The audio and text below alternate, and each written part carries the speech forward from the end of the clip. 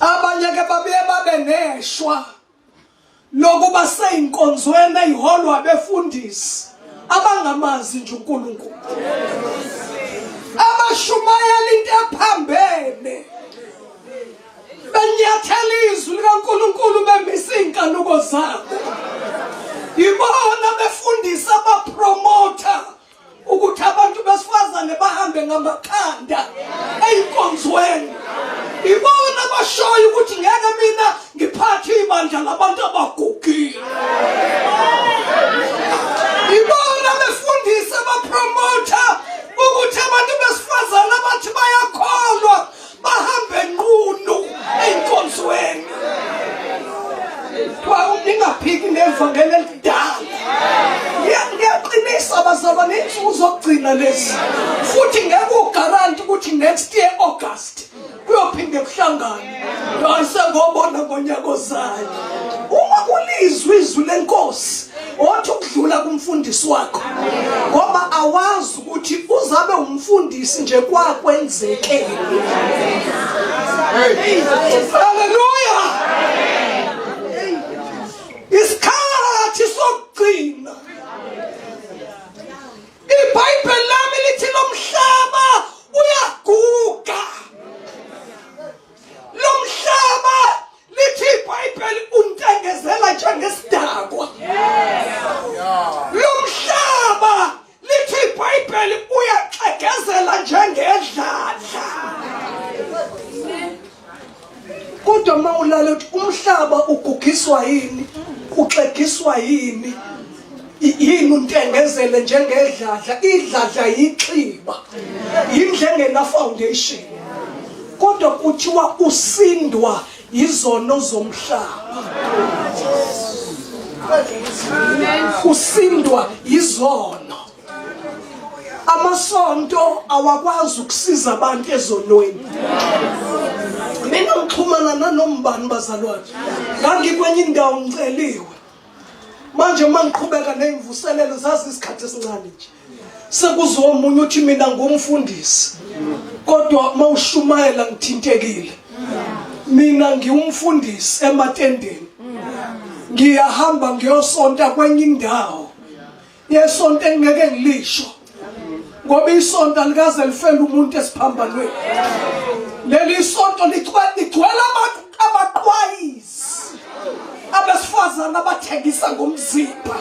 ibona benza ama-praise and worship uthi lo mlisa ngangibuya emvuselelweni ngomile ngase ngiya kuleli sonto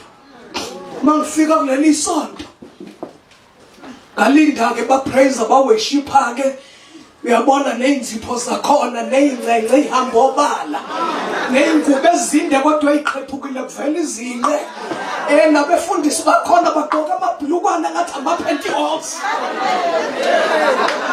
hayi ngiyaxoxa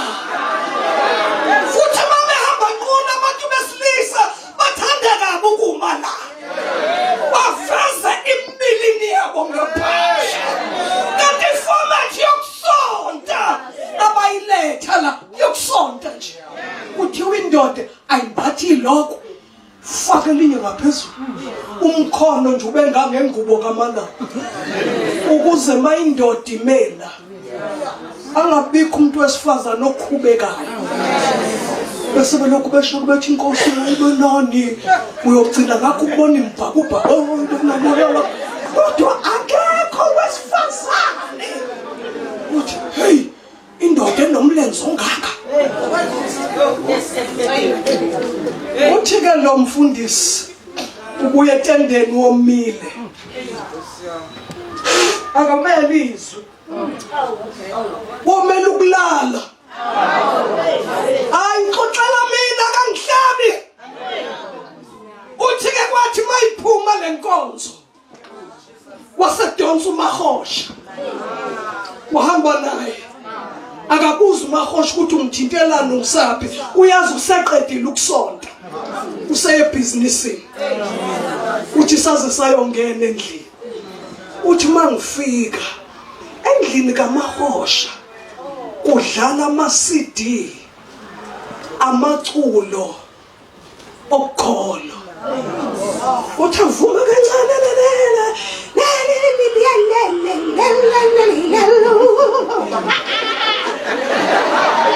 uthi ngashawa uvalo uthi ke ngasengicela itafula ship 30 rand uthi uMahosha wathi itafula liready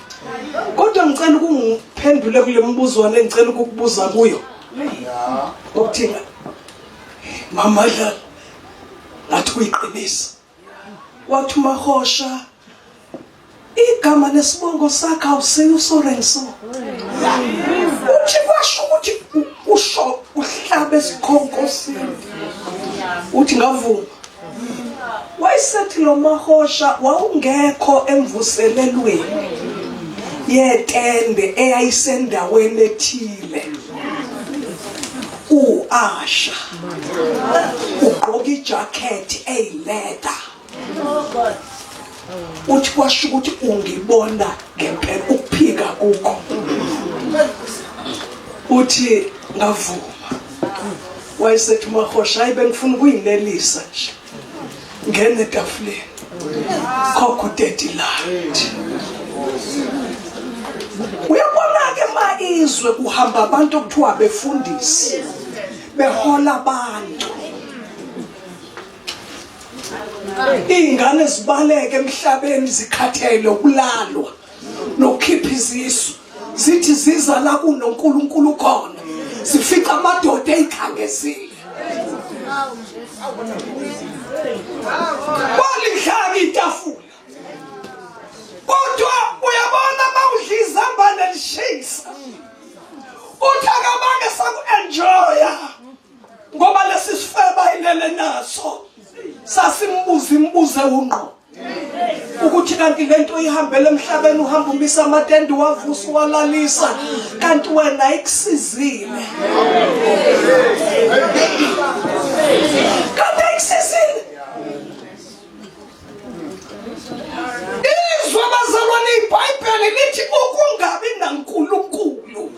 incwadi kaJeremaya ithi kuqale kubapriest kwaphumela kubaprofeti wasekuphumela ezweni